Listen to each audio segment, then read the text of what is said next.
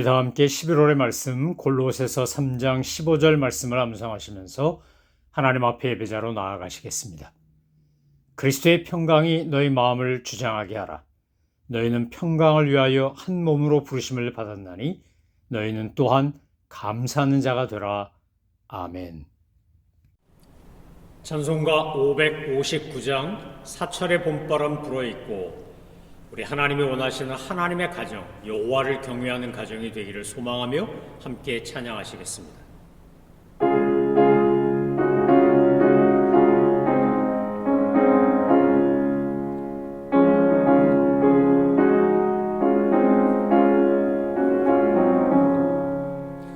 사철의 봄바람 불어있고 하나님 아버지 모셨으니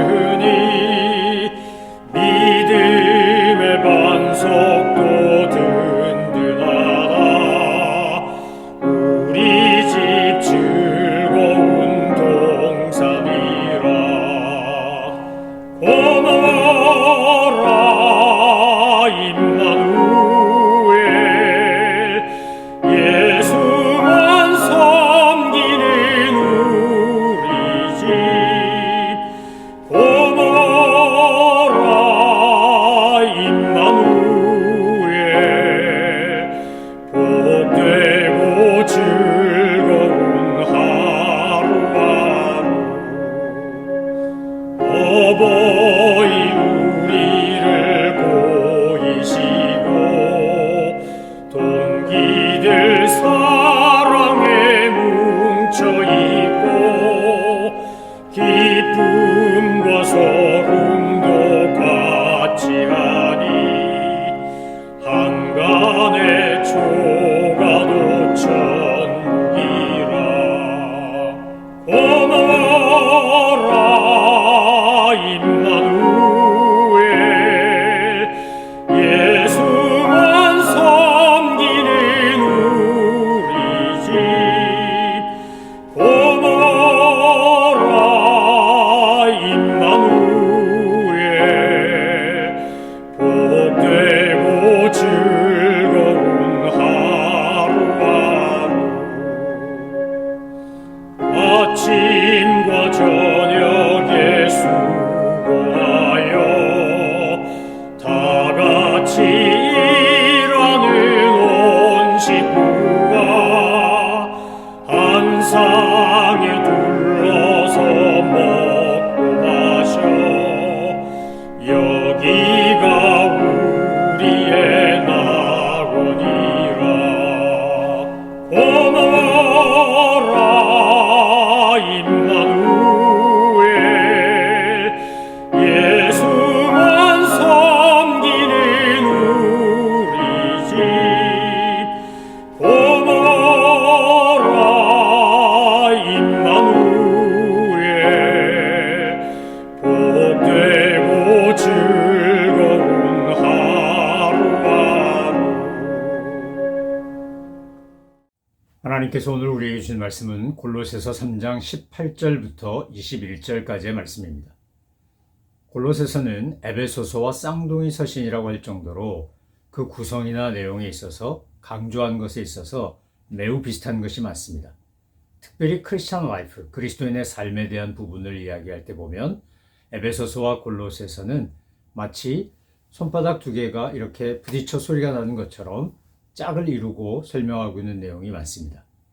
사도 바울이 보낸 서신들 가운데 골로새서는 아마 가장 작은 도시, 그 당시 소아시아에서 가장 주목받지 못하던 도시에 보낸 목회 서신이라고 할 수 있습니다. 그들이 갖고 있는 문제점에 대하여 예방적 차원에서 신앙생활을 이렇게 하는 것이다, 기독교란 이런 것이다, 크리스찬 라이프란 이런 것이다 라고 하면서 그들에게 설명하고 가르치고 권면하게 보낸 편지입니다. 물론 디모데 전후서나 디도서처럼 목회자에게 보낸 목회서신은 아니지만 사도 바울이 보낸 모든 편지들 속에는 교회를 향한 이 선교사이자 목회자인 사도 바울의 절절한 애끓는 마음이 담겨 있습니다. 아버지가 아들에게 편지를 보내듯 어머니가 딸에게 편지를 보내듯 그렇게 깊은 애정을 가지고 편지를 보낸 내용이 바로 바울 서신입니다. 특별히 골로새서에서 그 당시 혼합적인 문화, 헬라 문화라고 하는 것 자체가 알렉산더가 그리스 로마에 나오는 그 그리스 문화와 동양 문화를 섞어서 이걸 가지고 혼합주의 문화를 만들고 인종도 혼합시키고 문화도 혼합시키는 가운데 그 당시 사도 바울이 골로새 교회에 편지를 보낼 때는 로마 제국 치하였고 네로 황제가 자기를 신격화하던 시대였기 때문에 이 서신서에서 어떻게 우리가 그리스도인이 예수를 믿는 사람은 진리를 수호할 것이며 또한 세상을 향해 우리가 어떤 모습으로 살아갈 것인가. 바꿔 말하면 세상 사람들이 그리스도인을 보고 저들은 정말 크리스찬이기 때문에 다르구나 라고 느끼게 할 것인가를 강조하고 가르치는 것입니다. 바울서신의 거의 모든 바울서신에 공통적으로 등장하는 것은 후반부로 가면 어떻게 그리스도인답게 살 것인가, 그리스도인의 삶에 있어서 가장 중요한 원칙과 원리가 뭔가를 설명합니다. 골로새서와 에베소서에서는 특별히 가정생활과 대인관계, 주종관계에 대한 이야기를 하는데 에베소서는 가정에 대한 얘기가 더 많이 나오고 골로새서는 주종관계, 사회생활에 대한 관계가 더 많이 나옵니다. 자, 그래서 오늘 본문 골로새서 3장 18절로 21절까지의 말씀을 보다 잘 이해하고 바울이 말하고자 하는 것이 무엇인지를 더 파악을 잘 하려면 에베소서 6장으로 가서 에베소서 6장에서 사도 바울이 자녀들에게 권면하는 내용, 또 5장에 보면 아내와 남편들에게 권면하는 내용을 함께 보고 함께 묵상해야 사도 바울을 통해서 하나님이 우리에게 주시는 가정에 대한 가르침을 제대로 파악할 수 있습니다. 오늘 본문에 보면 먼저 아내들과 자녀들에게 이야기하고 그 다음에 남편들과 부모들에게 이야기합니다. 바울 서신을 보면 특징이 약한 자들에게 먼저 권면하고 그 다음에 강한 자들에게 권면합니다.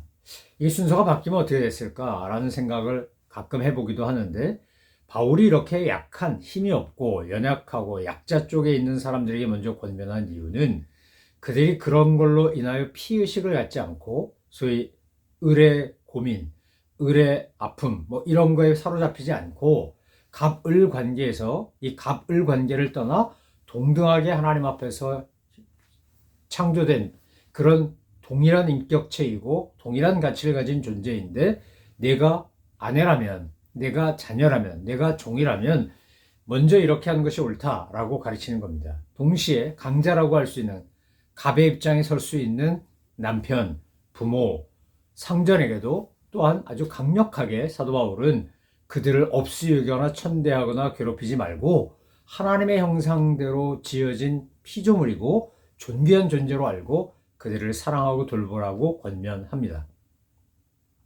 그런데 원문에 보면 이 아내들에게 쓰는 단어와 종들에게 쓰는 단어는 다릅니다.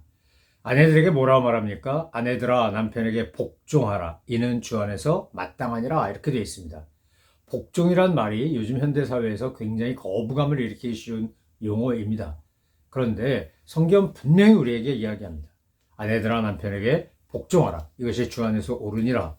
에베소서 5장으로 가면 뭐라고 되어 있습니까? 아내들이여 자기 남편에게 복종하기를 죽게 하듯 하라 라고 되어 있습니다. 하나님께서 천지를 창조하시고 인간을 만드신 후에 아담이 혼자 있는 것이 보시기가 좋지 않아서 독처하는 것이 좋지 않아서 하와를 만드셨습니다. 아담과 하와에게 주어진 역할과 기능이 다릅니다. 여러분 어느 것은 우월하고 어느 것은 열등하다는 말이 절대로 아닙니다. 하나님께서 주신 모든 역할과 기능은 동등하고 똑같이 중요합니다. 다만 다른 겁니다. 틀린 것도 아니고 우월이 있는 것도 아니지만 다른 겁니다. 아내들이 남편에게 복종하고 가정을 지키지 않으면 아마 이 세상의 모든 가정들은 다 너무나 쉽게 깨지고 말 겁니다. 불의한 요구와 잘못된 것을 복종하라는 말이 아닙니다. 죽게 하듯 하라는 말은 무슨 말이겠습니까? 주 안에서 옳으니라는 말은 무슨 말이겠습니까? 우리 주님은 우리에게 악한 것을 하라고 요구하지 않습니다. 우리에게 나쁜 것을 하라고 강요하지 않습니다.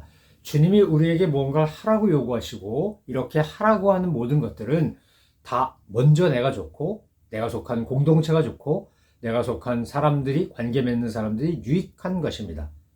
너희 안에 이 마음을 품으라 곧 그리스도 예수의 마음이 사도 바울이 빌립보서에서 이렇게 강조한 게 뭡니까? 예수님의 마음을 품어야 예수님처럼 말하고 예수님처럼 행동하기 때문입니다.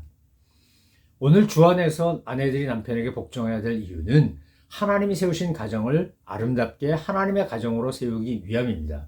여러분, 남자들이 큰 소리 치고 뭐 힘 있는 것 같이 울고 뭐 권세가 있느냐 그러지만 아무것도 아닙니다.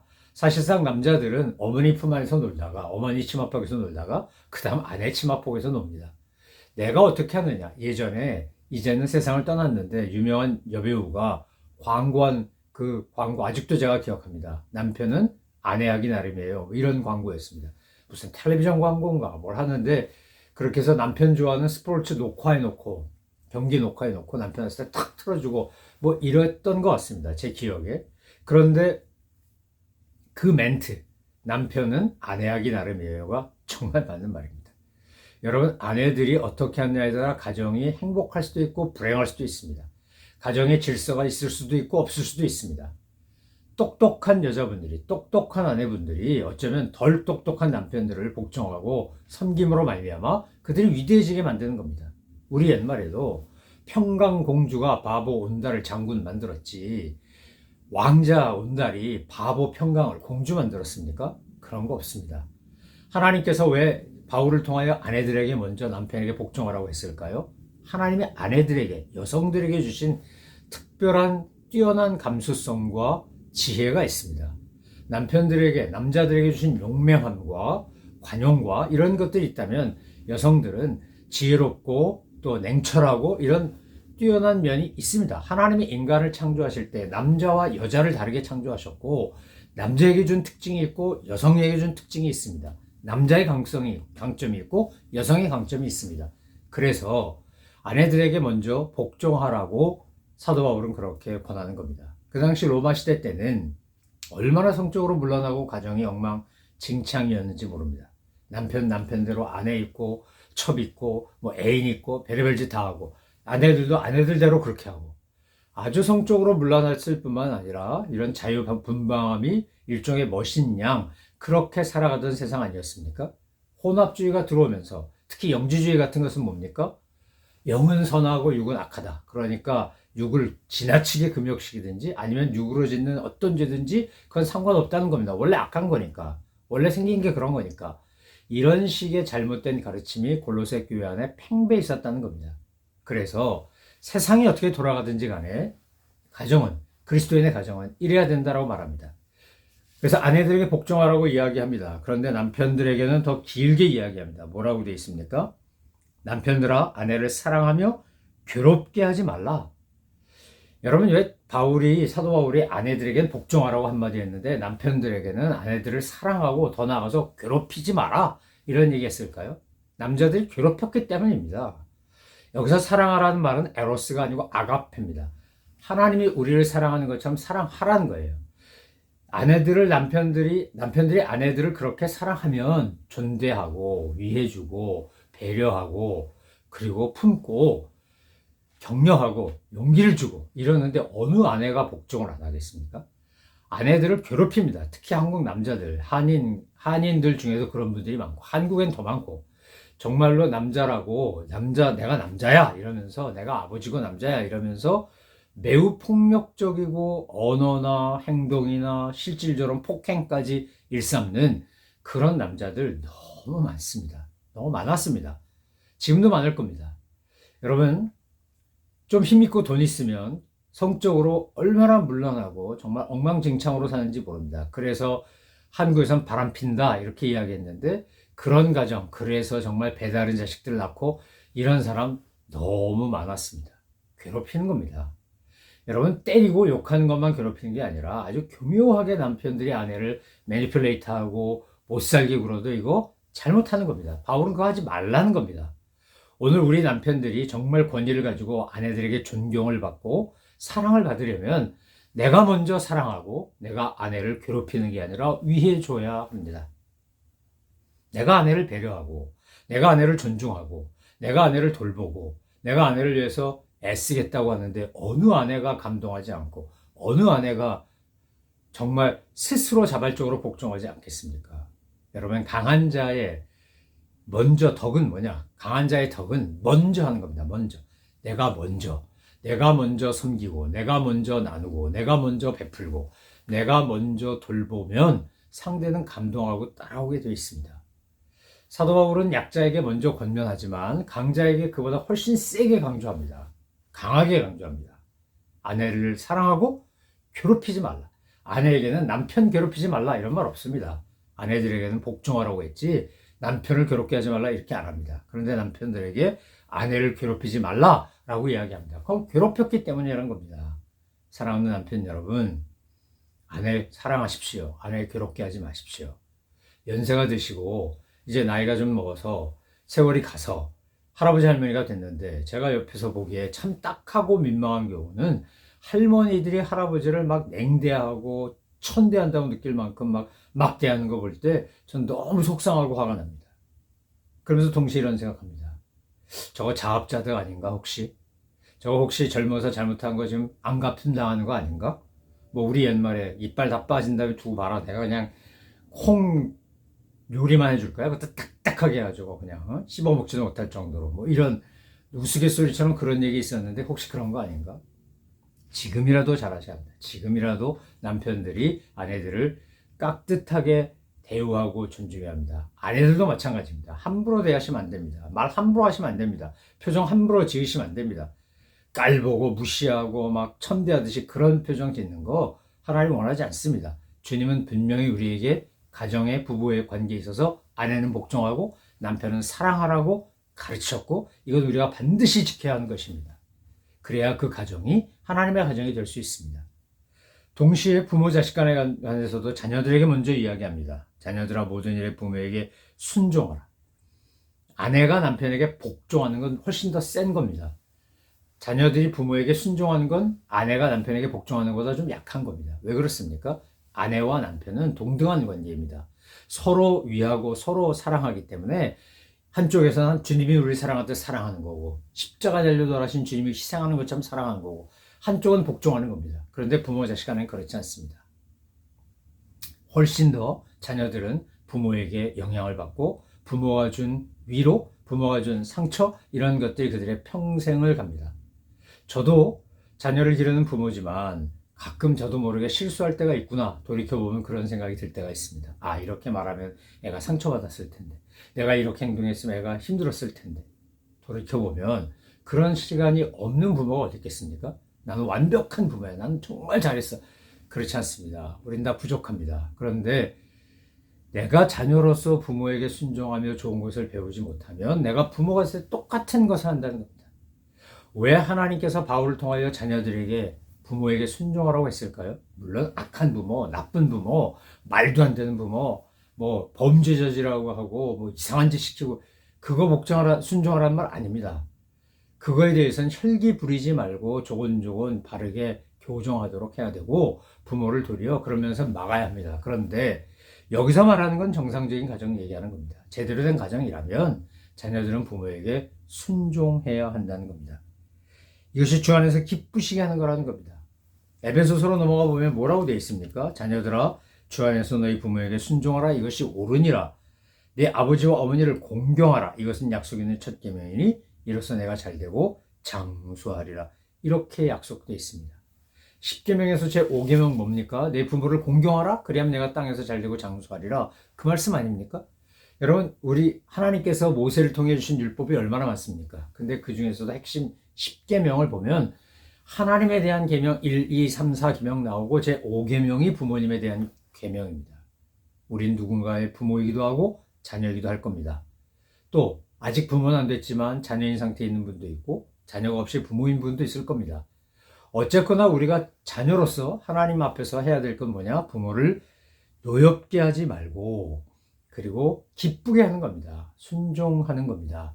그래서 오늘 우리가 나를 돌아보고 내가 혹시라도 부모님께 제대로 못한 것이 있다면 회개하고 지금부터라도 잘하시면 됩니다. 부모를 기쁘시게 하는 겁니다. 동시에 아버지들에게 이렇게 얘기합니다. 아비들아 너희 자녀를 사랑하고 시작하지 않고 너희 자녀를 노엽게 하지 말라. 낙심하게 하지 말라. 사도 바울이 이렇게 이야기합니다. 자, 에베소서에서는 이렇게 이야기했습니다. 아비들아 너희 자녀를 노엽게 하지 말고 오직 주의 교훈과 훈계로 양육하라. 여기도 첫 번째 표현이 노엽게 하지 말고였습니다. 당시 로마 시대 때 부모들이 자녀들을 자기 소유물인 양 자기 마음대로 하는 이런 아주 악한 풍습이 있었습니다. 지금도 있습니다. 어떤 가정은 보면 자녀가 하나님의 자녀로 나한테 위탁된 것인데도 불구하고 마치 자기 소유물처럼 막 욕하고 때리고 모욕하고 상처 주고 이런 가정 사실 굉장히 많습니다. 잘 몰라서 우리가 속속들이 몰라서 그렇지 가정 안에서 상처받는 자녀들 정말 많습니다. 여러분 자녀들을 노엽게 하지 말라 낙심하게 할까 한다고 염려하면서 노엽게 하지 말라는 말을 에베소서에서도 골로새서에서도 사도 바울이 이렇게 강조한 이유가 있습니다. 우린 나도 모르게 내가 강자니까 내가 부모니까 그러니까 상대방을 무시하거나 낙심시키거나 상처 주는 경우가 있다는 겁니다. 인간은 연약하고 한계가 있기 때문에 내가 어떤 일로 인해서 화가 나거나 실망했을 때 나도 모르게 여기에 감정을 실어가지고 상대방에게 공격할 수 있습니다. 아니 합니다. 그게 인간입니다. 그런데 자녀는요 성장하고 떠나가면 끝입니다. 더 이상 내 곁에 있지 않습니다. 우리가 자녀들을 내가 양육하고 돌볼 수 있는 건 미국 같으면 대학 가기 전까지 한 17, 8년 정도밖에 없습니다. 그 주어진 짧은 시간입니다. 결코 긴 시간이 아닙니다. 만약에 우리가 그때 뭘 좀 잘못했다면 지금이라도 자녀들에게 용감하게 솔직하게 사과하시면 됩니다. 진심으로 사과하시면 됩니다. 내가 너한테 이렇게 상처 줘서 미안하다. 내가 널 이렇게 분노하게 해서 미안하다. 아빠가 그런 의도가 아니었는데 엄마가 그런 목적이 아니었는데 내가 그렇게 상처를 받았더니 미안해. 부모가 먼저 다가가는 겁니다. 부모가. 우리가 힘 있는 자고 우리가 어른이고 우리가 아이를 양육할 때 주도적인 입장이었기 때문에 그렇게 하셔야 합니다. 만약에 부모가 자녀에게 그렇게 다가가고 사과하고 용서를 구하면 어느 자녀가 부모를 싫어하겠습니까? 오늘날 수많은 가정들 특히 어른이 돼서도 어려서 부모에게 받은 상처를 평생 끌어안고 그것 때문에 트라우마를 가지고 사는 사람들 너무 많습니다. 사랑하는 성도 여러분, 우리는 완벽하지도 온전하지도 않은 인간입니다. 그렇기 때문에 아내들이여 복종하라 그랬는데 100% 복종 못하고 남편들이 아내를 사랑하라 그랬는데 온전히 사랑 못하고 또 더 나아가 괴롭힌 경우도 얼마나 많습니까? 부모에게 순종하라 그랬는데 순종 안 하고 자녀들을 노엽게 하지 말라 그랬는데 노엽게 한 경우도 얼마나 많습니까? 양심에 손을 얹고 생각해 보면 말씀 앞에 서면 참 부끄럽고 죄송스러운 게 한두 가지가 아닙니다. 그런데 우리가 지금부터라도 내가 잘못한 것, 내가 실수한 것, 내가 부족한 것 인정하고 하나님 앞에 도움을 구하며 나아가면 관계는 회복되고 하나님이 말씀하시는 가정을 이룰 수 있습니다. 이제 가정을 막 이루고 신혼부부가 돼서 살아가는 분들이라면 더더욱 에베소서와 골로새서에 나오는 말씀을 가슴에 새기고 그 가정을 그렇게 이끌어 가야 합니다. 남편은 남편으로, 아내는 아내로, 자녀는 자녀로, 부모는 부모로 하나님이 원하시는 아름다운 하나님의 가정을 세우고 아름답게 행복하게 그 가정을 가꾸어 가는 일에 최선을 다하시고 그래서 날마다 기쁨과 감사가 넘치는 우리 모든 복된 가정들 되시기를 주님의 이름으로 축원합니다. 기도하겠습니다.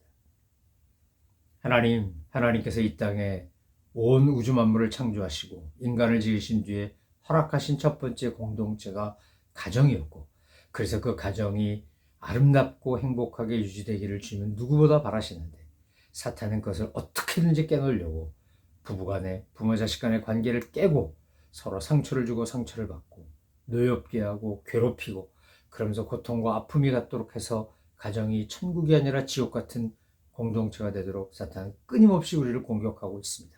하나님 아버지 저희들을 불쌍히 여기시고 보호하시고 인도하시고 저에게 허락하신 가정 하나님의 가정인 줄 알고 하나님 아내는 남편에게 복종하고 남편은 아내를 사랑하고 괴롭히지 말며 자녀는 부모에게 순종하고 부모는 자녀를 노엽게 하지 않고 주의 교양과 훈계로 잘 양육하는 그런 가정 되게 하여 주옵소서.